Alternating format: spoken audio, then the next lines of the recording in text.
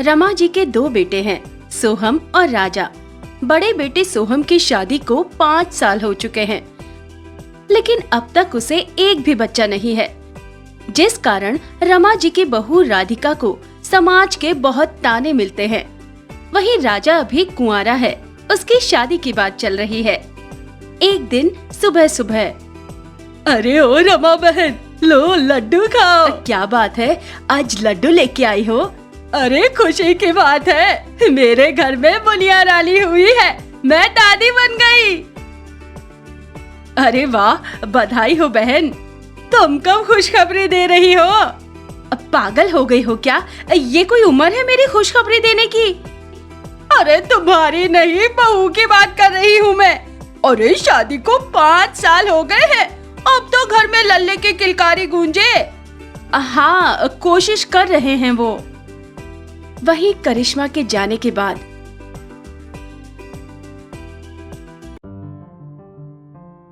बहू, और कितना इंतजार करूं मैं? देख, आसपास के सभी घरों में बच्चे हो गए, बल्कि सबकी बहू बाद में आई थी और तू सबसे पहले आई, और अब तक बच्चे का नामो निशान नहीं है। माँ जी, बच्चा हवा में उड़कर तो नहीं आएगा ना, और हम कोशिश तो कर रहे हैं, जब भी हो जाए। ऐसे ही दिन बीतते हैं। राधिका और सोहम बच्चा करने की बहुत कोशिश करते हैं, लेकिन कोई फायदा नहीं होता। वहीं डॉक्टर को भी दिखाया जाता है, झाड़ फूंक भी होती है, लेकिन किसी चीज का कोई असर नहीं होता। वहीं रमा जी भी इस चीज से बहुत ही ज्यादा परेशान हो जाती हैं। वहीं राजा की शादी की बात चल रही थी। एक दिन, और बहन, कब कर रही हो राजा की शादी? लड़की देख ली है बहन, बस अगले ही महीने है शादी। चलो अच्छा है, अब छोटी बहू आएगी तभी घर में लल्ले की किलकारी गूंजेगी। तुम्हारी बड़ी बहू तो बाज है। किसने कहा? मैं नहीं, मोहल्ले वाले कहते हैं। मुझसे क्या पूछती हो? इतना ही बुरा लग रहा है तो बहू को बोलो बच्चा करे, इतने साल हो गए शादी को। इस तरह अब गली मोहल्ले वाले भी बड़ी बहू को ताने देना शुरू कर देते हैं। राजा की शादी वाला दिन भी आ जाता है। घर में शादी ब्याह का माहौल था। इसी बीच सास को किसी रिश्तेदार से एक बाबा के बारे में पता चलता है। ऐसे ही दिन बीत रहे थे, जिनकी दवा से बांझ औरत को भी संतान का सुख मिलता है। जिसके बाद सास बाबा के पास चली जाती है। बाबा, ये दुनिया समाज वाले मेरी बहू को बच्चा ना होने पर बहुत ताने देते हैं, अब आप ही कोई उपाय बताइए। ये लो माते, ये दवा अपनी बहू को दूध में घोलकर दे देना, इससे उसे संतान की प्राप्ति होगी। फिर सास दवा लेकर घर आ जाती है। उसी दिन राजा की शादी होती है।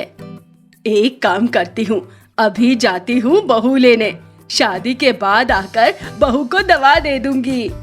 जिसके बाद सभी बारात लेके लड़की वालों के घर जाते हैं और राजा की शादी बड़े धूमधाम से हो जाती है। वहीं सुहाग रात वाली रात, यही सही समय है बहू को दूध देने का। राधिका बहू,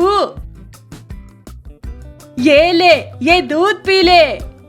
माँ जी, अब बाद में पी लेती हूँ। अरे नहीं, अभी पी।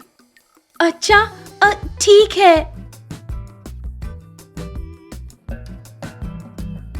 अरे माँ, आप यहाँ क्या कर रही हो? छत पर बुआ जी आपको बुला रही हैं। ठीक है, जाती हूँ। बहू, दूध को फिनिश कर देना। सास के जाने के बाद, क्या भाभी, सुहाग रात तो राजा भैया और छोटी भाभी की है, दूध आप पी रही हो? लाओ, इसे मैं भैया के कमरे में दे आती हूँ। अच्छा ठीक है। फिर राधिका वो दूध ननद को दे देती है। कुछ देर बाद, ये लो भाभी, आपके लिए दूध, आप जल्दी से इसे पी लो। तभी सास वहाँ आती है। अभी तक तूने दूध नहीं खत्म किया, जल्दी से पी जा, अब मेरी दादी बनने की इच्छा पूरी हो जाएगी। फिर ऐसे ही कुछ महीने बीत जाते हैं। 4 महीने हो गए हैं, बहू को कुछ फील क्यों नहीं हो रहा?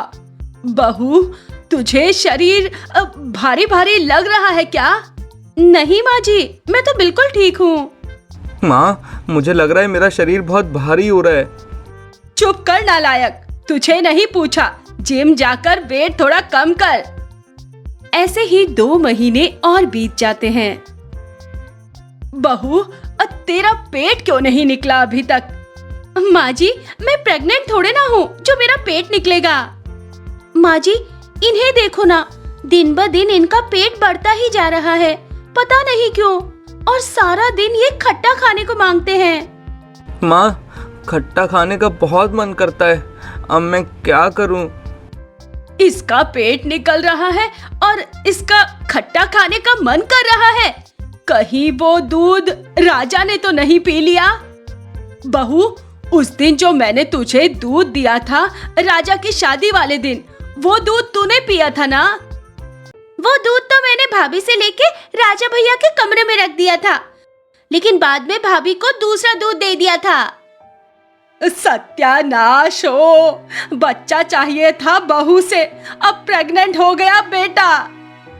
क्या मतलब सासू माँ? हाँ माँ जी, इसका क्या मतलब? फिर सास सबको सारी बात बताती है, जिसे सुनकर सब अचंभे में पड़ जाते हैं। अब बेटा, अब तो बस बेबी आ जाए, और क्या। शुरुआती दौर में तो राजा के प्रेग्नेंट होने की बात किसी को हजम नहीं होती, सब उसका मजाक उड़ाते हैं। लेकिन जब ऐसी सिचुएशन आ गई थी तो पूरी फैमिली इकट्ठा होकर राजा का ख्याल रखती है और उसका सपोर्ट करती है। वहीं 9 महीने पूरे होने के बाद राजा एक प्यारे से बेटे को जन्म देता है।